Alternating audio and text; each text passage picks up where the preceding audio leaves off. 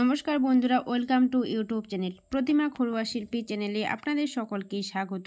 তো প্রতিমা ঘরোয়া শিল্পী আপনাদের জন্য নিয়ে এসেছে সম্পূর্ণ নতুন ডিজাইনের এক ভিডিও, যা বাচ্চাদের জন্য খেলনার সোফা অথবা ঘরের এক কোণে টেবিলের উপর রেখে কোনো ঠাকুরকে বসিয়ে রেখে ঠাকুরের সোফা হিসেবে ব্যবহার করে ঘরের সৌন্দর্য বজায় রাখতে পারেন। তো চলুন দেখা যাক কিভাবে এই সোফাটি তৈরি করব। আমি এখানটায় নিয়ে নিয়েছি পুরনো একটা টিফিন বক্স এবং কি বিয়ের কতগুলি কাঠ, কাঁচি এবং আঠা। তার সঙ্গে নিয়ে নিয়েছি এই শক্ত কাগজ। শক্ত কাগজটা আমি কলমের দাগ দিয়ে দিয়েছি। কলমের দাগ অনুযায়ী আমি কাঁচি দিয়ে কেটে নেব। কেটে নেওয়া আমার হয়ে গেছে।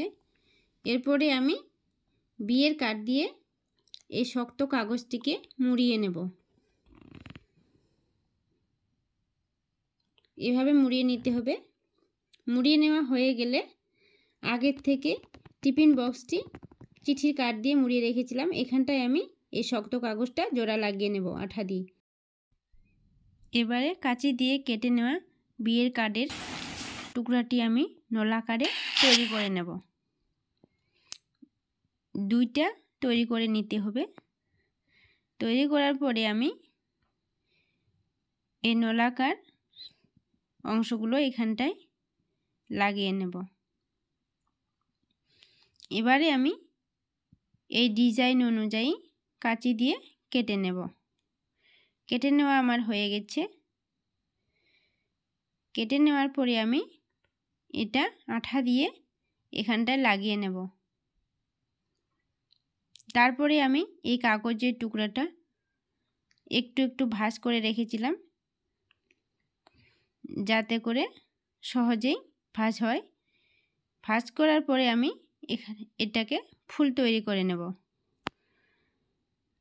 ফুলের সৌন্দর্য বাড়িয়ে নেওয়ার জন্য এখানটায় আমি একটা চুমকি লাগিয়ে নিলাম। এবারে আমি এই ফুলটা এখানটায় আঠা দিয়ে লাগিয়ে নেব।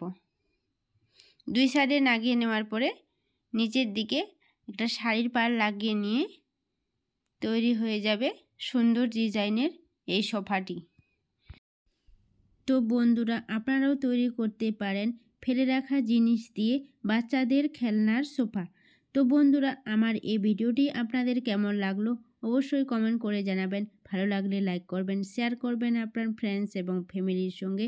আর আমার চ্যানেলে নতুন বন্ধু হয়ে থাকলে চ্যানেলটিকে অবশ্যই সাবস্ক্রাইব করে বেল নোটিফিকেশনটি অন করে দেবেন।